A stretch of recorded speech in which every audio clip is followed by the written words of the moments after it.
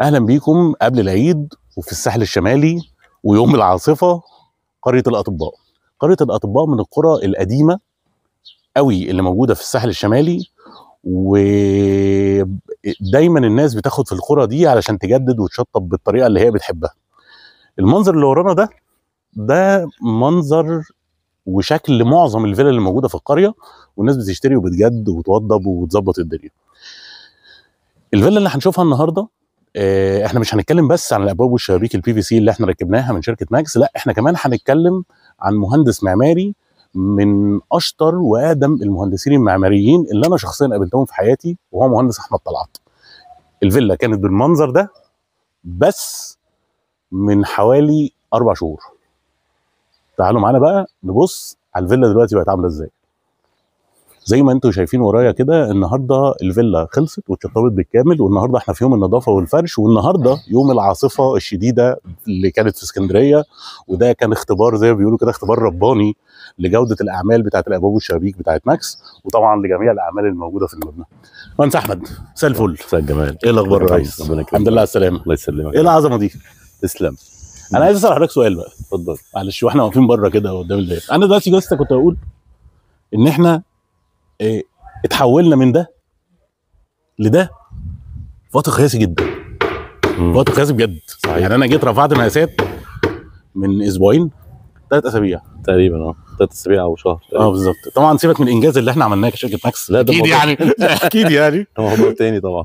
احنا عملنا يعني الشغل ركب من اسبوع الحمد لله. يعني احنا اخدنا تقريبا اسبوعين تقريبا. تمام. وطبعا كانت دي تعليمات عليا ما نقدرش نغيرها اكيد لا يعني. وانا بحب ابقى زي ما انت عارف، بحب يبقى فيه رتم لكل حاجه، يعني بالزبط. كل حاجه بتبقى مسبقه التجهيز مع العميل نفسه، انا عايز اعمل ايه بالظبط. وبالتالي الموضوع ما بياخدش معايا وقت، يعني دايما ببقى مجهز حالي من الستارت بتاعتي. هو انا فوجئت لما احنا ابتدينا الكلام، اصلا كنا خلاص في رسومات وفي حاجات ويلا بوب تك تك. الموضوع بصراحه كان الدنيا كلها مترتبه يعني، ما عدا بعض الحاجات اللي احنا اتناقشنا فيها في يومها اصلا يعني. مظبوط. بتبقى بدي للعميل فرصته ان هو يقدر يقول اللي هو عايزه. برضه احنا هنسال نفس السؤال، ازاي حولت هذا الكائن المقيت اللي هو نفس النموذج يعني، وكان نفس الحاله يمكن اسوأ بالظبط، لهذا المكان الجميل اللي احنا هنخش نتفرج عليه دلوقتي. التيم وورك ده رد الموضوع بالظبط. بس مش هقدر اقول لك اكتر من ان انا معايا من اول العماله. يمكن انتوا شايفين، ما اعرفش بقى اذا كانت الكاميرا تقدر تجيب الناس اللي هنخش بقى جوه. لما انا ده احد الافراد المجهوله عندنا. ما شاء الله. العماله ديت مش يوميه، دي عماله دايمه معايا. الحمد لله رب العالمين، بتوفيق من الله. من اول ما ابتدينا الخرسانات والبنا كان في ترتيب شغل، ان لو احنا بنصب تحت المباني تخش تطلع الخرسانات فوق، المباني تشتغل. انا في ملحوظه، وانا بعمل المعاينه الاوليه مع مهندس مصطفى، كان انا كنت شغال والارض رمله. صحيح. وطب حتى يعني دايما اقول ايه، احنا في جمله احنا اتعلمناها احنا يعني، ياما الشرب ضيع رجاله. صحيح. ولكن مش معاك. الحمد لله. انا اول جمله قلتها لك انت، انا بقول لك يا صديقي الحمد لله يعني. الحمد لله. احنا من اول ما ابتدينا كنا واخدين لنفسنا شرب فعلا. بالظبط. للمشروع كله حقيقي. وده هنشوفه قدام بقى في حاجه صعبه جدا، هي حمام السباحه. ازاي ان انت توصل بان انت تعمل حمام سباحه. ان انا كنت هنا من 3 اسابيع كان حمام السباحه خرسانه. مظبوط. والنهارده احنا حمام السباحه زي ما هنشوف كده خلص. مظبوط. ناقص يتملى بس. انا بقول لك، انا اللي بتشوف في مواقع اخرى يعني. لا الموضوع ده يحيينا ويحيي ربنا يعني. الفيلا دي من يوم ما انا جيت شفت البروجرس فيها، يعني اللي هو كان بروجرس متقدم بالمناسبه، لحد النهارده. لا احنا الدنيا احنا بنفرش. احنا بننضف النهارده. ما هو ده اللي انا قلته في بدايه الفيديو. احنا النهارده جايين نتفرج، الفيلا خلصت، احنا خلصنا سلمنا عملنا نركب المرايات، هنركب الكباين بتاعت الشوارات والكلام ده يوم العاصفه. النهارده يا جماعه العاصفه الترابيه الرعديه اللي هي الناس اتشلحت في اسكندريه، احنا النهارده في الساحل الشمالي. مفيش حاجه بتوقف طبعا المهندس احمد ما شاء الله عليه يعني. الحمد لله. طبعا ولا في حاجه بتوقفنا طبعا، عشان احنا ما نقدرش ما نجيش. في قطع رقبه يعني. فطبعا كل حاجه اتسلمت الحمد لله، وهنخش بقى نتفرج كده. محمد عشره قديمه جدا جدا جدا يعني، ما شاء الله. ويعني دايما في ظهري في المواقف اللي انا ببقى فيها، اذا كنا خدنا عماير او اذا كنا خدنا فيلل او حتى شقق. دايما لما هو عارف ان انا موضوع التوقيتات ده عندي الحمد لله سهل، وصادق معاه، ما بكونش من النوع اللي هو لا بيمط ولا بيضغط له وقته، يعني بديله الوقت اللي انا محتاج فيه. خد وقتك عشان انا هستلم منك كما ينبغي، عشان ما تجيش تقول لي اصل ولا ما كانش. احنا بنرتب الحمد لله مع بعض. يلا اتفضل. طيب احنا هنبدا كده من المدخل، والمدخل ده ليه قصه. تمام. احنا قلنا ان احنا علشان هنا الفيلا احنا رايحين للطابع العملي اكتر، يعني خلينا نتفق على الحته دي برضه يا باشمهندس احمد، نتكلم فيها ان الفيلا هنا في الساحل الشمالي، بس هي مش فيلا سكنيه، هي فيلا للتصيف. الاثنين. اشرح لي بقى الحته دي شويه. احنا العميل عندنا هنا كان نفسه في مكان هادي، قريه الاطباء تتميز بالهدوء الشديد جدا جدا. فيها نموذج واحد للفلل، بس توقيع الفيلا نفسه بيختلف من نموذجين. نموذج قدامنا زي اللي هناك ده، بتلاقي الباك يارد بتاعته صغيره جدا، حوالي متر و20، والجنينه معظمها قدام. النموذج الثاني واللي صعب اللي احنا فيه بالظبط، انا عملت النموذج اللي هناك ده منه، عملت منه في القريه هنا كتير. ده اصعب شويه، لان المفروض الترس بتاعنا بينتهي هنا في الجزئيه دي كده، والمفروض دي حته نجيله او جنينه زي ما بيقولوا. انا حولت له الموضوع لهنا البحري بتاعنا كده، عشان العلم بالشيء يعني في الجزئيه دي. فبالتالي البحري هنا بيبقى كل ده انا عملت زراعات هنا كده، وعملت له كل ديت قاعده يحط تلفزيونات، يقعد يجيبوا بقى ترابيزه بلياردو، ترابيزه بينج، يعني المكان يتسع للكل. يعني انا كنت بقول الفيلا دي فيها 3 اعداد، دلوقتي بقى 4 عامه يعني المفروض يعني احنا هنشوف دلوقتي دي من ضمن الحاجات المميزه. ما شاء الله يعني. بالظبط كده. دي المنطقه الاولانيه. رفعت هنا الفيلا كلها بمنسوب 60 سم عن مستوى الشارع. ليه؟ احنا كده اول حاجه النقله، انا ما حبيتش ان اللي داخل الفيلا يطلع سلالم كتير. اوكي.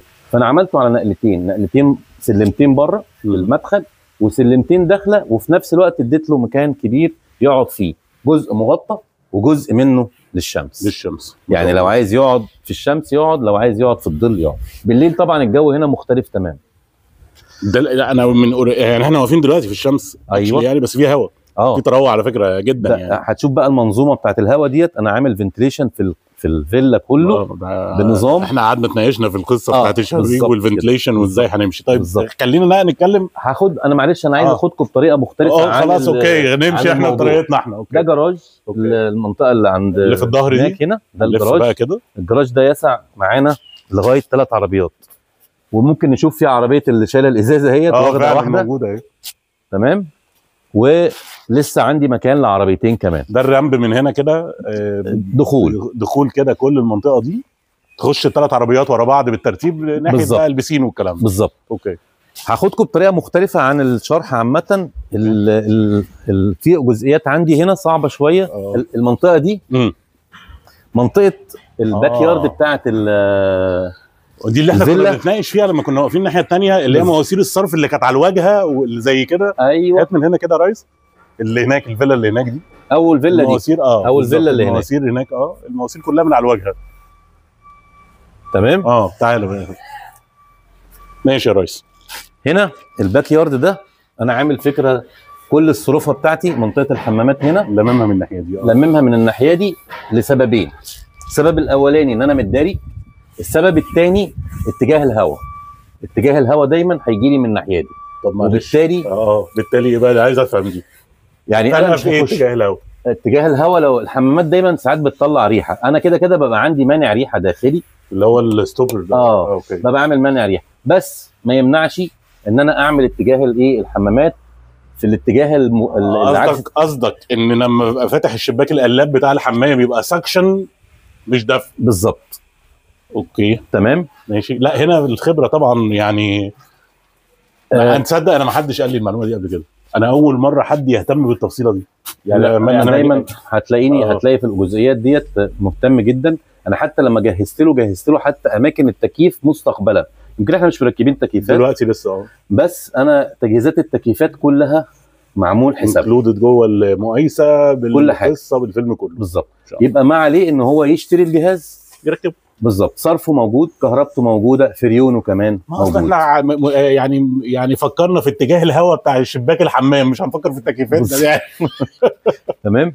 برضو انا عامل له هنا فكره ان انا عامل دمج ما بين نوعين من السخانات. عامل له سخان شمسي فوق يخدم جزئيه معينه، بالاضافه ان في اماكن جوه هنشوفها فيها سخانات كهرباء، في حاله ده مش شغال بقى عندي سخان كهرباء عادي. سؤال كده بقى، بما ان احنا اتكلمنا، احنا خلاص احنا متفقين ان احنا بنعمل بودكاستنج بقى، ما بنعملش. تمام. السخان الشمسي عملي؟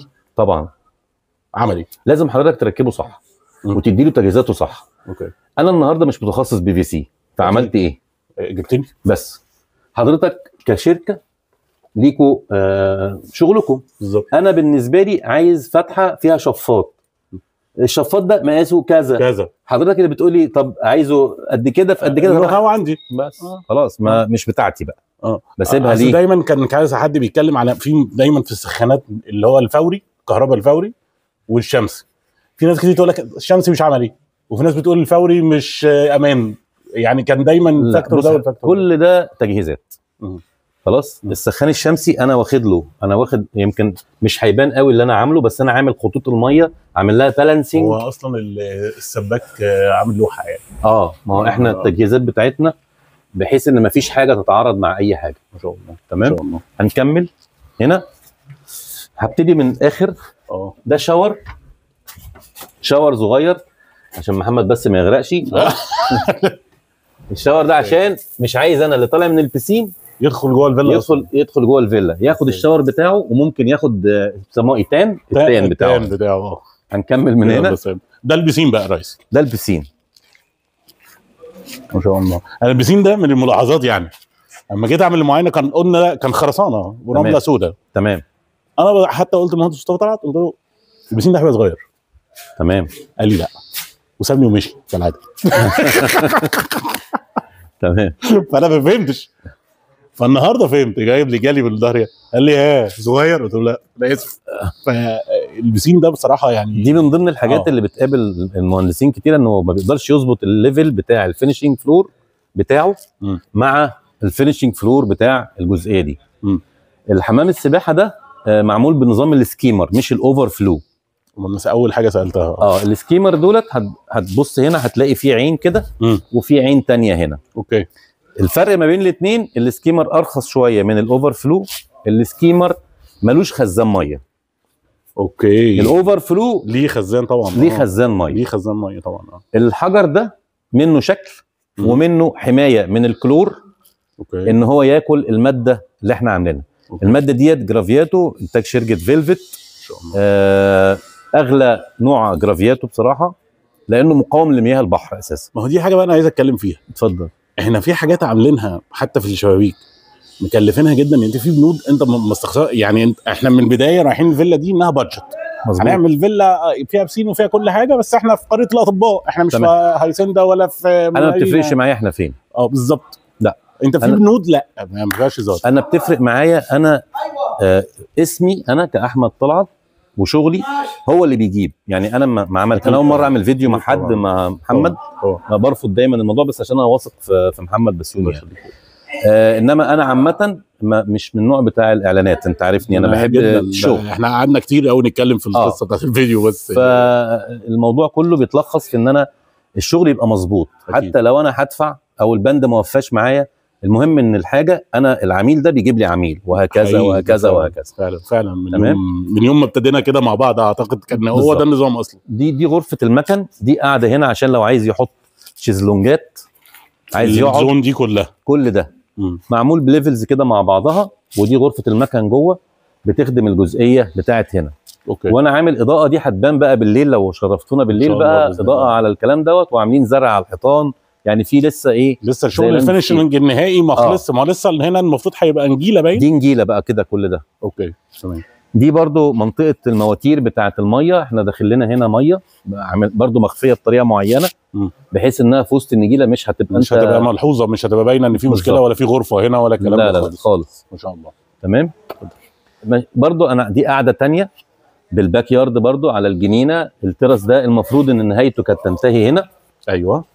في الجزئيه دي انا ضايفه مع الممر ده بحيث ان انا اقدر اعمل قاعده هنا، تبقى قاعده صغيره، ترابيزه بتاع مش عارف ايه، تفطر الصبح لان الشمس كده بتجي لنا من هنا وتطلع ترجع من هنا تاني. التفاصيل احنا بنتكلم في تفاصيل اتجاهات الشمس واتجاهات الهواء. دي على اساس ان انا حابب ان العميل وهو قاعد يبقى مستمتع بالمكان اللي هو احنا هنا بنتكلم ده الباب الخلفي يا باشمهندس. ايوه حضرتك هتلاقيه دوت. انا استغليت باب قديم كان عنده اصلا اصلا، ما اتعملش من البدايه. لا لا لا، اه عدلته وظبطته على اساس يتناسب معانا فقط.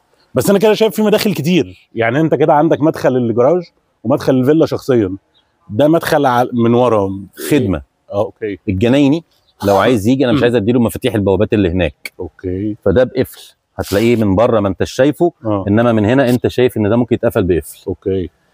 صيانه حمام السباحه نفس الكلام، العداد بتاع الكهرباء لو هيخش يبقى انا عندي اكس اكسس للخدمات، ملوش علاقه بالضيوف، ملوش علاقه ده للبوابات بتاعه البوابه الرئيسيه بتاعه العربيات. يبقى كده اصبح كل الناس الضيوف او سكان الفيلا بيخشوا من هنا. انا كضيف في عندي اماكن باركينج، ممكن اجي ازور الناس، اخش من باب الافراد اللي حضرتك شفته. اكيد مش هخش بعربيتي.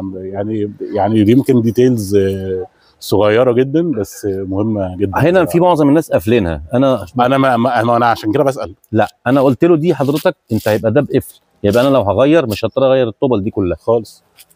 تمام. هو ده الباب بتاع الخدمات فعلا حرفيا اللي هيبقى مع الراجل الجيراني واحنا مش موجودين في الشتاء، وانا مش محتاج الجزئيه دي. بالظبط. هيخش يزرع يساوي، عايز يعمل حاجه للايه، للصيانه الحمام برضه يخش من هنا، هيخش يظبط. يبقى انا عندي اكسس واحد للخدمه ما شاء الله. طيب لفينا بره طبعا، واخدنا حجينا لفينا السبع لفات. تمام. عملنا احنا كده بصينا على الاوت دور، وبصينا على البسين، وبصينا على السباكه، عرفنا شويه ديتيلز كده بخصوص باب الخدمات والاكسس بوينتس. نرجع بقى للديتيله بتاعت اول حاجه خالص اتكلمنا فيها، وهو مدخل الفيلا. بالزبط. ليه انا عايز اعمله من الباب الجرار؟ مزبوط. انا نازي كنت متجنن ساعتها. تمام. فنشرح بقى، انا سيب لك انت تشرح بقى الجزئيه دي اللي انا تخصك. احنا ده كده هيبقى المدخل الرئيسي، ومحمد بقى هيبدا يخش لنا ايه الجزئيه دي. مهندس احمد كان عنده فكره كنا بنتناقش فيها، ان هو مش عايز يعمل باب للفيلا تقليدي خالص، عايز يعمل الفيلا مدخلين، مدخل من ناحيه باب المطبخ ومدخل من الواجهه الرئيسيه، وما يكونش باب خشب. ليه ما يكونش باب خشب؟ عشان احنا لو عملنا باب مفصلي خشب هيعكسه هو في الفرش الداخلي، لان هو انت لما نخش بقى مهندس احمد يحكي لنا احنا شقلبه الفيلا دي بقت ازاي، عدد الغرف المهول ده، وهي اصلا مش كده، هنفهم ايه السبب. فطبعا احنا استخدمنا قطاع البي في سي بتاعنا، وجبنا المقبض المزدوج الجرار بكالون، فيصبح هنا المدخل الرئيسي بتاع الفيلا هو السلايدنج سيستم. بعد اذنك يا هندسه كده خلاص، هو بيبقى مقفول، باب جرار عادي. هنا الباب الجرار عادي مقفول، العميل معاه المفتاح هيفتح، شكرا مع السلامه، كده دخلنا جوه الفيلا. فبقى الباب الجرار اللي هو استخدامه باب جرار عادي بضرفه سلك عادي هو المين انترنس بتاع الفيلا. ندخل بقى نشوف. هندخل من الضرفه الثانيه عشان كده هيقابلوا الايه. ندخل من الضرفه الثانيه. اوكي طيب كده احنا هندخل بقى من الناحيه دي عشان الفرش طبعا. اتفضل احكي لنا بقى هندسه. احنا خلاص عدلنا، انا قلت ليه احنا استخدمنا ده باب جرار. تمام. تعالى مكاني بقى وقول لي ليه احنا اضطرينا نستخدم الاستخدام ده. طيب انا استخدمته عشان حاجتين. اتفضل. نمره واحد، مش عايز احسس اللي قاعد ان هو في باب واخد مساحه، الفيو بتاعه مش مجروح. 3 الفنتريشن. حضرتك بص كده على الهواء، حضرتك هتلاقي انت طبعا الجو حر بره جدا، بس الجو هنا رطب، بس هنا رطب جدا. تمام، نتيجه الفنتريشن اللي معمول. ومحمد طبعا ساعدني في ان هو فهم انا عايز اعمل ايه، فكل ال3 شبابيك دولت توجيههم شمال غرب. شمال غرب ده كم الهواء اللي بيخش لي هنا غير عادي بالظبط، وبالتالي اصبحت المنطقه بتاعت الريسبشن تكييفها انا يعتبر مش عامل، ملوش لازمه يعني، بس انا عامل تكييف هنا مش هتلاقوه. احنا لما نخش كده جوه، انت مجرد ما شديت السلك خش يا باشا، احنا مجرد ما شدينا السلك كده خلاص والسلك الناحيه الثانيه خلاص، فانت اوريدي الشباكين قدام بعض في اتجاه الهواء. مظبوط، فشكرا. تمام. بالاضافه ان ال3 شبابيك دول 2 3 4 بيدخلوا ده تمام، وانا مش مجروح خالص. تمام خالص. هنا انا عامل دي قاعده. اوكي. لسه بقى طبعا احنا النهارده لسه هيتفرش الكلام ده اللي انتوا شايفينه دوت. المفروض هيبدا يتفرش هنا بس بعد النظافه.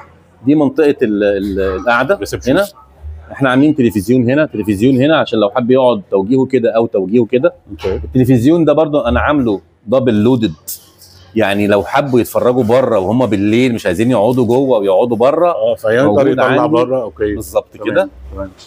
المنطقه الثانيه دي المفروض منطقه السفره اللي هي ديت. وجبنا حاجه مربعه عشان تبقى ايكوال بالظبط، ما تدينيش اتجاه معين. اوكي تمام. المنطقه هنا مطبخ سيمي اوبن. اوكي. فسيبنا الريسبشن بدون ما يكون محدد. وانا قلت له على طريقه الفرش، وهو ممكن لو قلب الفرش ده جاب السفره هنا جاب القعده هنا، اصبح معاه هو هيقدر يقعد من هنا ومن هنا من اي حته، فتبقى الدنيا تمام معاه افيلبل. بالظبط. خلاص بالظبط. هكمل ريسبشن ان انا عندي هنا في تويلت اوكي صغير، وحضرتك مش هتلاقي له برده مواسير بره اكيد عشان ارضي. بالظبط. بس انا عامل فيه هنا شاور صغير عشان لو في ميد ولا حاجه هنا ما تستخدمش بتاع تمام. ثم عندي مطبخ يعتبر اكبر مطبخ في القريه. نبص بقى للمطبخ عشان المطبخ ده برضو فيه قصه يعني. هنا المطبخ ده شبه مفتوح شبه مقفول. ما هو يعني هو ده المدخل بتاعه من هنا. أوكي. بس مش مجروح. بالظبط. ليه؟ لان انا منطقه الحوض وغسالات هنا. هنا منطقه الخدمه. تعالى كده يا ريس عشان احنا نلف بقى كده، خلينا نشرح بظهر. ده كده غسالتين. اوكي. الحوض سمارت ترندي قوي يعني حاجه كده يعني ميه كده، دي ميه للفلتر بس احنا ما وصلناش فلتر. ده للصابون. الميه ديت كده اهيت، ده سمارت اهو. ببقى عندي شك دايما في عمليه الاحواض دي يا باشمهندس برضه. يعني انا دايما عندي مش عارف ليه، انا تقريبا عيان عندي بقى علاقه الاعتماديه بالجمال. لا بص، ده مثلا من ضمن الحاجات اللي انتوا بتشوفوها في الاعلانات. جدا. غسيل الكوبايات والكلام ده كله، الحاجات دي في المصيف او في الاقامه هنا بتبقى جميله يعني. في براندات معينه ممكن تبقى هي الافضل في المهم الوكيل اللي انت بتاخد منه نفس الفكره. بس زي ما انا ممكن اخد اي قطاع BBC بس غير لما اخده من عند مين؟ ماكس. بس هي دي الفكره. الحمد لله.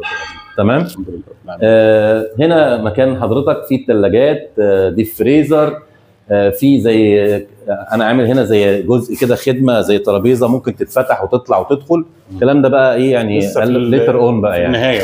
بوتاجاز، وبعدين الرخامه بتاعته، وفي بقى الدواليب اللي فوق والشباك بقى اللي هنا. ده الشباك الحكايه اللي احنا قعدنا نتناقش فيه قد كده.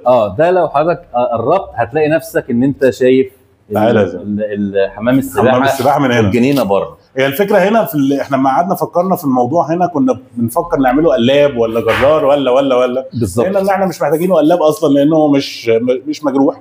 تاني حاجه اهل الفيلا اللي قاعدين بره. تالت حاجه مهم، قعدنا نفكر في موضوع الناني، وقعدنا نفكر في سيناريوهات اللي ممكن طفل صغير بيلعب في البسين تبقى انت واقف بتعمل حاجه وعينك عليه. برضه دي اوبشن على فكره، حاجات يعني اعتقد المهم المهندس يفكر فيها. وفي نفس الوقت برضه الباب ده من الحاجات المهمه جدا. تعالى بقى ايه كويس. الباب ده يعني هيشرحه محمد.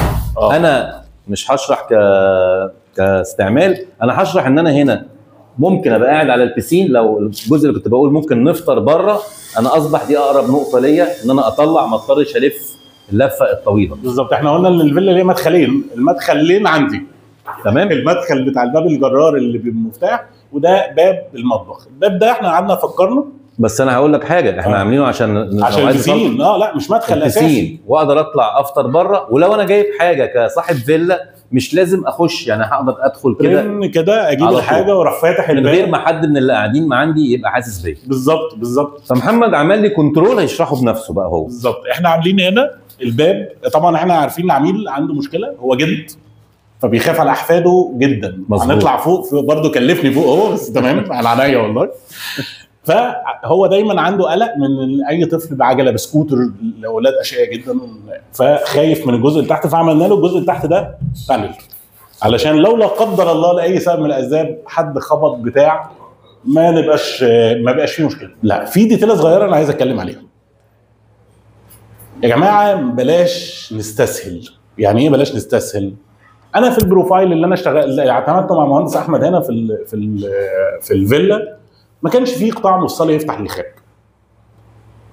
هل معنى كده ان انا اروح اعمل حلق مقلوب واسيب الباكيتات بره؟ ده قبل ما يبقى مش مقبول لمهندس احمد هو مش مقبول لماكس. فانا استاذنت مهندس احمد ان انا اعمل كاتيجوري اعلى، قطاع مستورد. الفيلا دي كلها قطاع مصري، ان انا اعمل قطاع مستورد. قطاع مستورد غالي علشان اخلي القطاع بيفتح للخارج، ولكن الباكيتات بتاعتنا من جوه. ده امان يا جماعه، امان للعميل. مش لازم اكسب في الباب ده، يعني مش لازم اكسب اصلا، بس ما اعملش حاجه غلط. الباكيتات من بره، الحلق مقلوب غلط، ده كل حاجه غلط. كده احنا انتهينا من كده خلصنا المطبخ، المطبخ. الباب العظيم اللي عمله لي محمد. التسكين بقى، السلم ده هيطلعنا فوق. ماشي. هنا عندي جناحين نوم ماستر، ما هو دي بقى مساطر يعني. ده اوضه نوم بحري وليها حمام خاص. تعال نبص كده. دي برضو شبابيك ماكس. ماكس والله الحمد لله. ببقى سعيد قوي، الاسم عارف رنان ماكس يعني تحس ان في مجهود معمول. هوريكم تريكه من التريكات. اتفضل اتفضل خش يا سيدي. احنا هنا شغالين ايه؟ مروحه اللي هي واضاءه. تمام. انا عامل ان ممكن لو هو دخل ينام وعايز يسيب المروحه يقدر يعمل يطفي النور من جنب ايه الفيشه اللي هناك عن طريق ديفياتوري. عارفها الفكره دي. تمام. اصل الفكره دي كانت زمان منتشره جدا، يعني انا فاكر ان دي انا بعملها احتياطي، الزبون ما بيبقاش فاهم. بطلوا الناس يعملوها. لا انا بحبها. على فكره يعني هي مش جديده، بس بطلت. يعني ليه بقى الناس بطلوا يعملوها رغم انها مفيده جدا؟ عشان بتكلف سلك زياده وتكلفك مفتاح زياده. يعني انا فاكر من بيت جدي، عارف حضرتك بيت جدي بابور ميه كده. كل القديم كده. وده حمام. برضو لو عايزين تتفرجوا عليه. البساطه هنا في ان انا مش مختار نوع سيراميك غالي، مختارين نوع سيراميك معتدل هو كيلوباترا. مش واصل بيه لغايه السقف، انا واصل بيه لغايه مستوى الميه اللي انا محتاج له. ما عدا ذلك انا مش محتاج له في حاجه كده.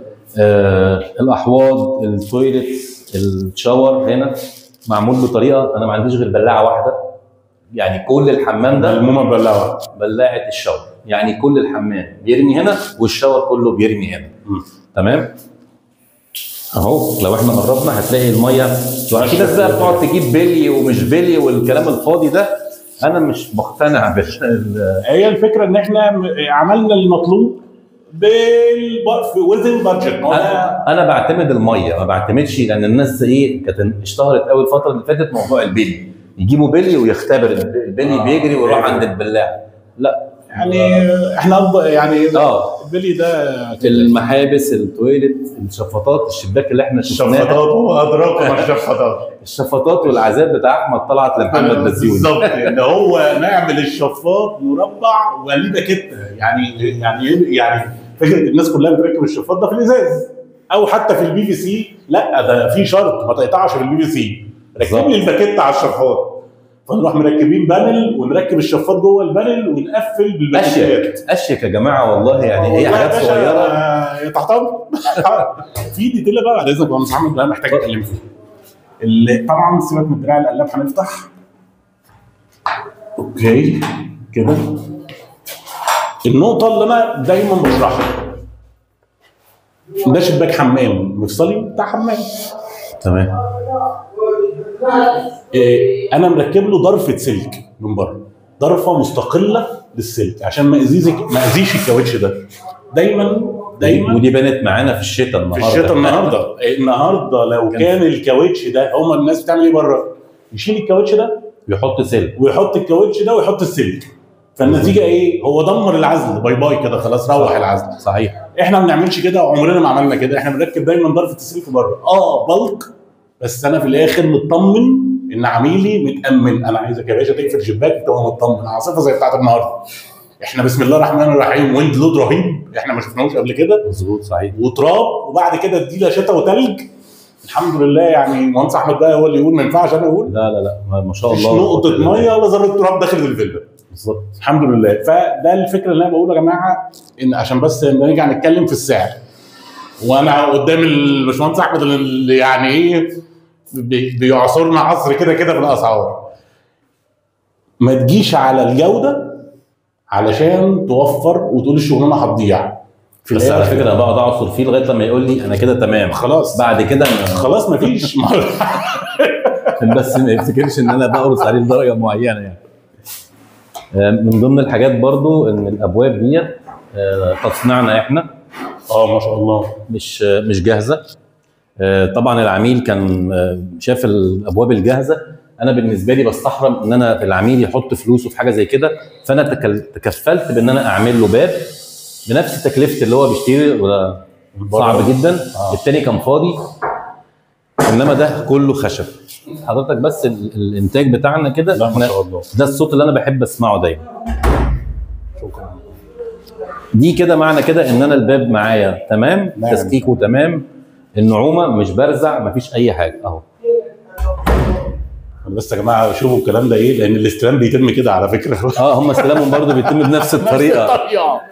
الاوضه دي قبلي. اوكي خلاص تمام.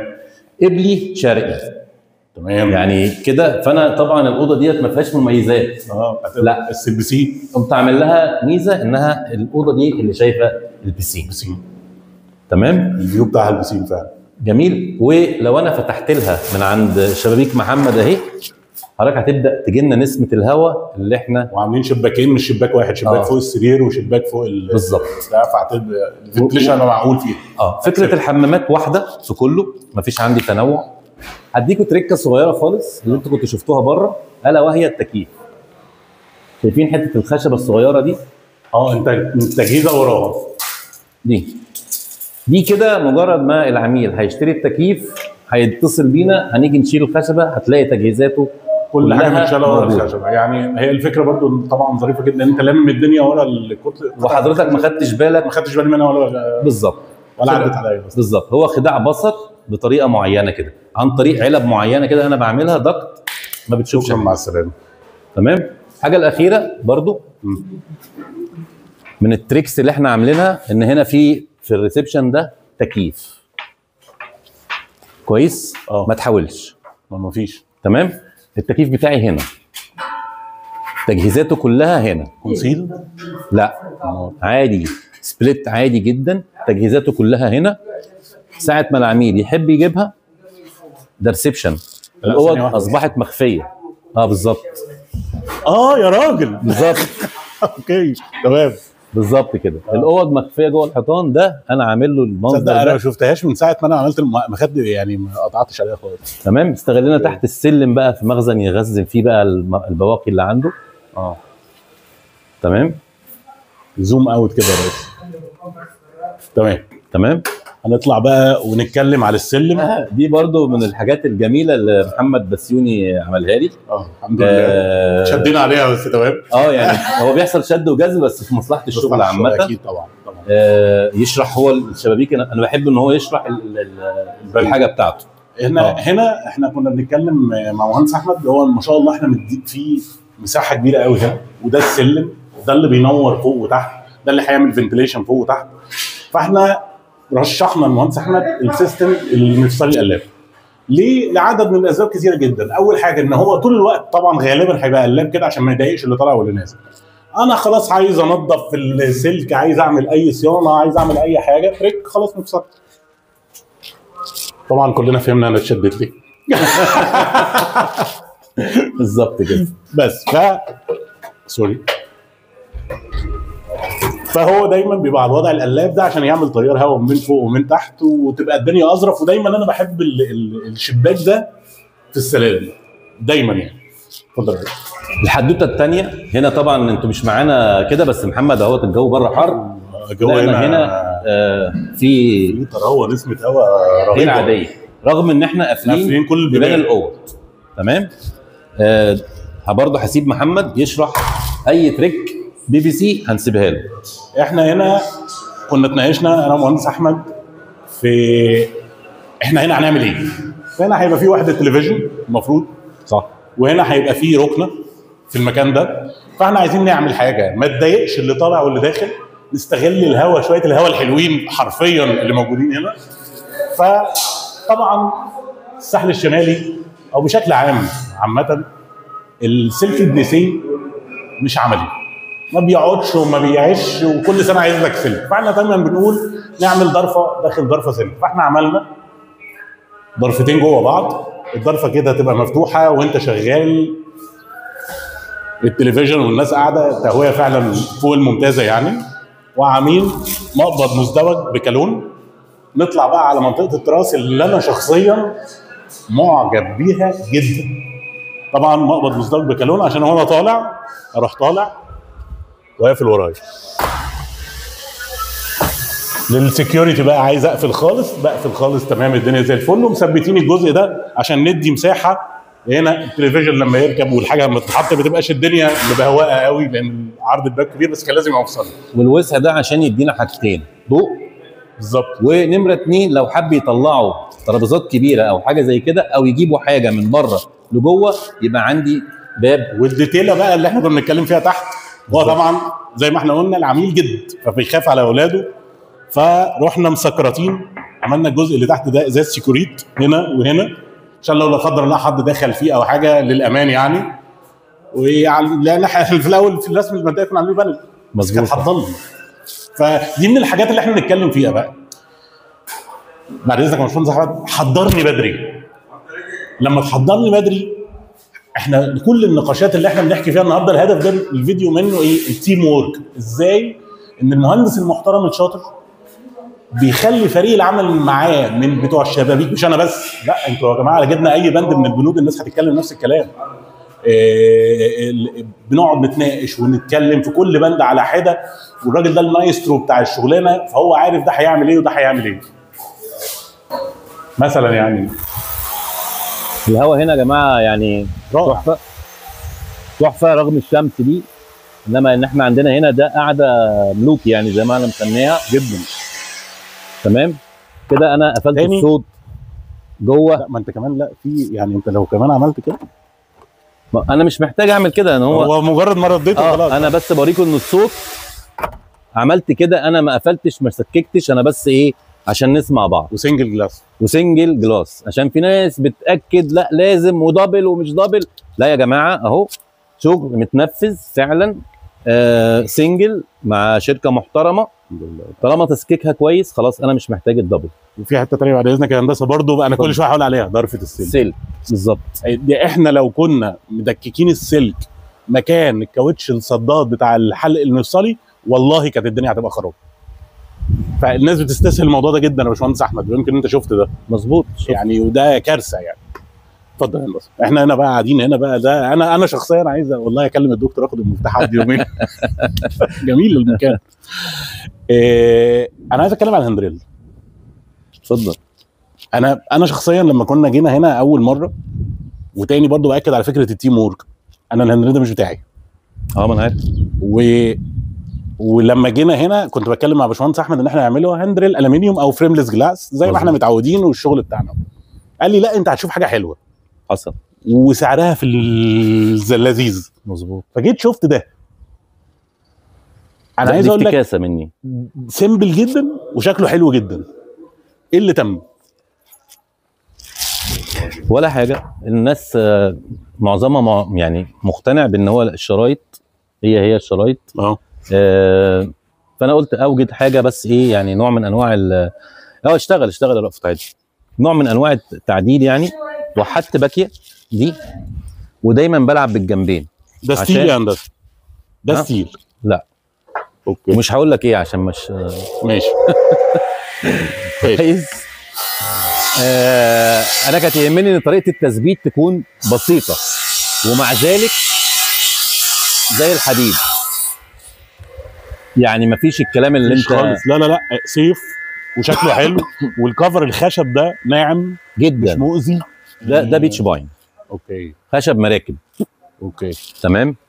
بيبقى مشبع، فمهما تحطه انت بس كل اللي بتحتاج له ان ايه ياخد صيانه بتاعته اللي هي الدوريه زي اي حاجه. لو انت راكب عربيه بتصينها هتعيش. والنبي يقول تاني كده يا باشمهندس، لو راكب عربيه بتصينها هتعيش. اوكي. اصل انا ساعات بنقول للناس الكلام ده بيستغربوا. لا انا لازم، انا بدي للعميل بقول له حضرتك بسيبك لمده 2-3 سنين، بعد كده حضرتك لازم تتابع صيانه دوريه. بالظبط اكيد. كل ما حضرتك هتتابع الصيانه، انا معايا هنا يعني اكتر من فيلا عملنا لها شغل بيتابعوا معانا صيانه، وفي فيلا ما بتتابعش معايا صيانه. بس انا عندي هنا ناس من الناس المحترمه جدا.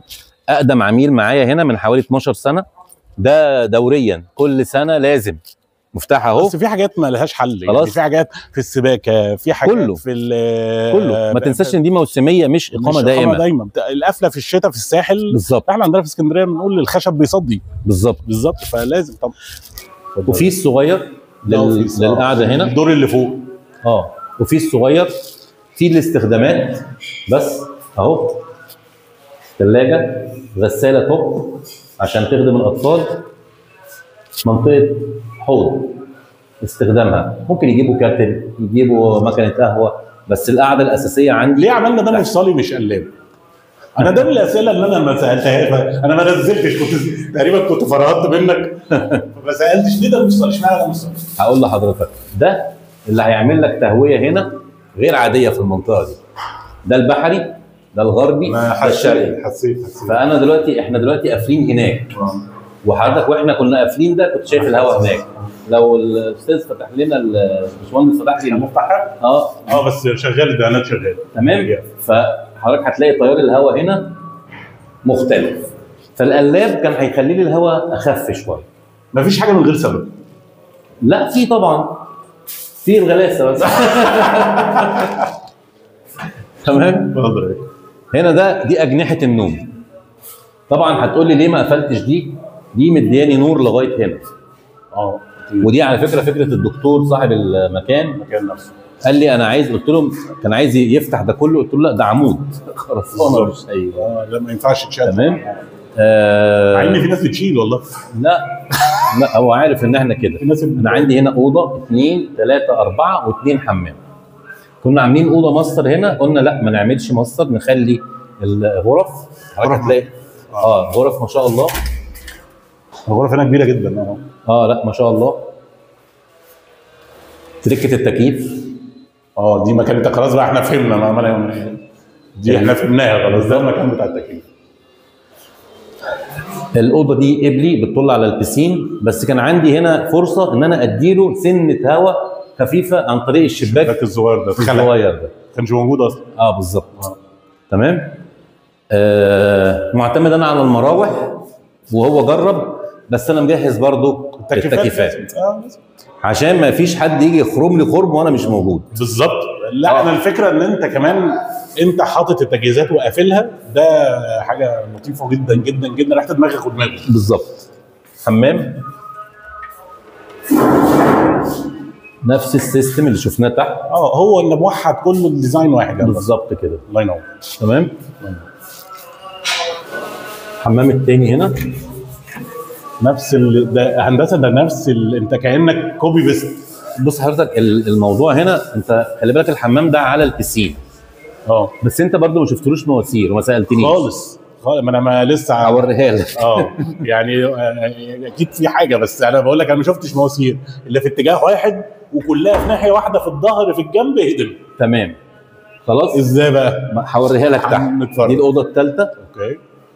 هنا دي برضو تعتبر بحري غربي. الشباك ده برضو شبابيك ماكس المميزه عندنا بصراحه، واللي ميزت الشغل عندي هنا. العفو الشغل مميز من ذاته اصلا. احنا عندنا بيز للالوان برضو، يعني هتلاقي الريسبشن بالليفنج تحت كل واحد، ابيض والاوض واحد ابيض اوف وايت. هي الروح على فكره وسيمبل. ما في انا اكتر حاجه بقى ما فيش فرح الجبسن بورد. لا هنا انا استفدت بارتفاع السوفا. الارتفاع بيدي لك تهويه اعلى. انصح انك تعمل هنا مصيف هادي جدا، وفي نفس الوقت ينفع يتعمل فيه اقامه كامله. بس ما رحناش بقى يعني حتى الالوان، يعني مجرد ما تخش من باب الفيلا من بره انت عايز براحه نفسيه. دي حقيقه. بالظبط. بيت مش يعني حتى الستايل بتاع المراوح، يعني الناس من الحاجات اللي انا واقف عندها المروحه دي عشان بحب المروحه دي اصلا. برضه من الحاجات زي الزرار بتاع الكهرباء من الحاجات اللي ما بقتش بتتعمل. صحيح. يعني الناس دلوقتي تقول لك بس المروحه هنا متوظفه، لا في اصل ما فيش جيبسون بورد، ما فيش حاجه تعاكسها، فانت المروحه مديه روح. انت حضرتك عايز ايه؟ هي الفكره.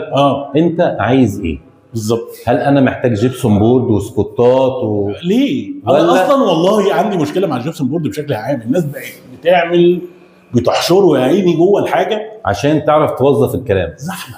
تمام. ده حقيقي. هنبدا برضو ايه بالباب العظيم بتاع محمد بسيون. انا بقول ايه الباب العظيم لان انا الحاجات ديت انتوا كده شايفين الهوا بقى كده. ما شاء الله كده الهوا رسمي باين اهو. موقفين الباب، موقفين وحاطين ايه حاجه عشان بس ما تفتحش وتقفل الباب، ان ممكن ايه الهوا هنا جامد شويه. تمام. دي برضو من ضمن الحاجات. البانل اللي هنا اهيت مش محتاجينه في حاجه، محتاجين امان بس الايه الاطفال والكلام ده. بالظبط. روف هنا رائع. روف هنا انت شايف البحر. يعني حاجه، يعني احنا هنقف كده حرفيا يعني مكان تقف تتصور فيه. تمام. بس هنا انا استغليت برضو المكان ده في ان انا مش عايز اجهزه التكييف في الاماكن اللي هي ملهاش اماكن. ايوه انا كنت بتساءل بقى ايه ده. ده انا قلت المهندس احمد عامل بلكونه في الروف ليه؟ مش بلكونه، دي منطقه التكييفات. في الزون دي كده. التكييفات دي انت ما شفتهاش وانت تحت خالص. تعالى يا باشا كده بص من هنا. انت شفت على الناحيه الثانيه.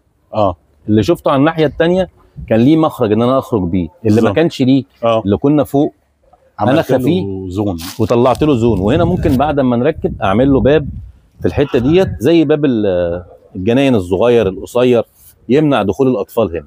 بالظبط. وابقى انا منطقه التكييفات كده حامتها، وفي نفس الوقت ما بقتش على الواجهه بمنظر. بحترم قوي فكره ان انت دايما بتفكر في الطفل.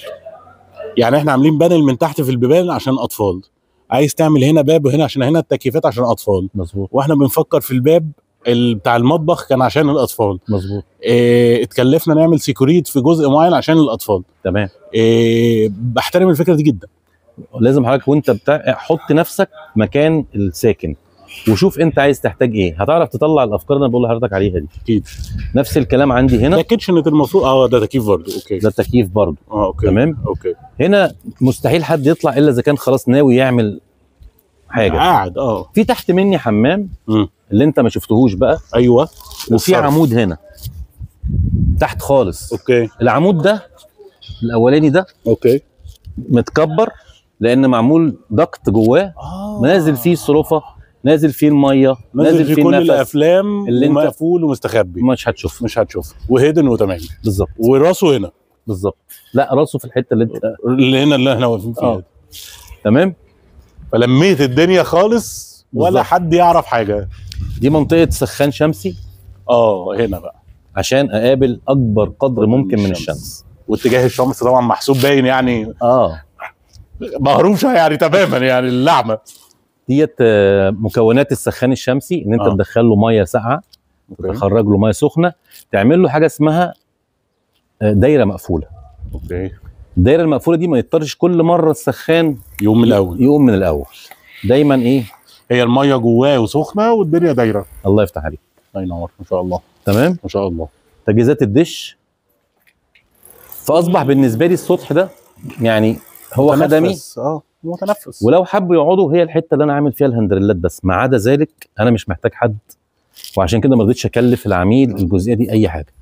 عنده سخان، تكييفات، منطقه خدمات. ولو حب عشان يبقى المنظر بتاع الواجهه شكله شيك هي الحته دي اللي فيها الهندريلات. انا وجهه نظري هي ناقصها برجوله WPC كده حلوه. انا نفسي انت عارف في حاجات تبقى انت ريقك يجري يعني انت شايفها. انا الدكتور صاحب الفيلا يعني بفضل الله الحمد لله رب العالمين مبسوط جدا لانه قدر يوصل في وقت قياسي بفضل الله. انا 4 شهور. 4 شهور يا جماعه الفيلا نزلت. بصوا اللي جنبها عامله ازاي، هي كانت كده بالظبط. يعني 4 شهور وقت قياسي يا جماعه. شبابيك ماكس، انتوا متخيلين خلصت الشبابيك بالظبط في 3 اسابيع. و3 اسابيع منهم 4 ايام مثلا. مهندس احمد بعد ما سلمنا تعالى بقى معلش يعني في حته سيليكون هنا مطرطشه فمش عجباني الطرطشه، تعالى شيل طرطشه بالظبط كده. بس في النهايه انا مبسوط ان اولا ده اول بودكاست حقيقي في موقع تسليم. اول حد اعمله معايا مهندس احمد طلعت. ربنا يخليك. ده اكيد شرف ليا طبعا. يعني ده بالنسبه لي حاجه مهمه.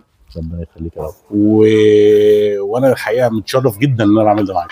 انا بس احب اقول معلومه بسيطه خالص يا جماعه. انا لما بلاقي ساعات العميل بيجبرني على ناس تعمل لي PVC او تعمل لي ألمونيوم، ما بقدرش اعترض لان السوق عامه ما بيبقاش متفهم وجهه نظر ان انا ببقى عايز ده عشان يبقى الطقم مكتمل مش عشان خاطر الفلوس. بس السوشيال ميديا مفهمه ان المهندس طالما اصر ان هو يجيب حد يبقى هو شور واخد من وراه حاجه، وربنا اللي يعلم ان انا ماليش في القصه دي للاسف يعني. انا عامل زي السيف، ويمكن يعني لا ببقى مع الدولاب بتاعي ولا ببقى مع العميل، يعني دايما بكون محايد وحكم عدل، اللي هيحاسبني عليه ربنا في الاخر محدش تاني. من الناس المحترمه اللي بتبقى داعمه ليا محمد، لما بتبقى في شغل ولا حاجه واقدر ان انا اجيبه بيجي بيدعمني، وفي شغل بيتطلب مني ارشح حد انا دايما برشحهم. عملوا معايا عماير، عملوا معايا فيلل تانية انا ما دخلتهاش، بس عشان هم الناس عارفين ان انا صادق كنت برشح الناس ديت، والحمد لله رب العالمين. الحمد لله، وربنا يديم المعروف. شرفنا يا باشمهندس حبيبي محمد، لقاء في عمليه اخرى ان شاء الله. ان شاء الله ان شاء الله باذن الله. ان شاء الله. شكرا ليك جدا. الله يخليك، شكرا جزيلا.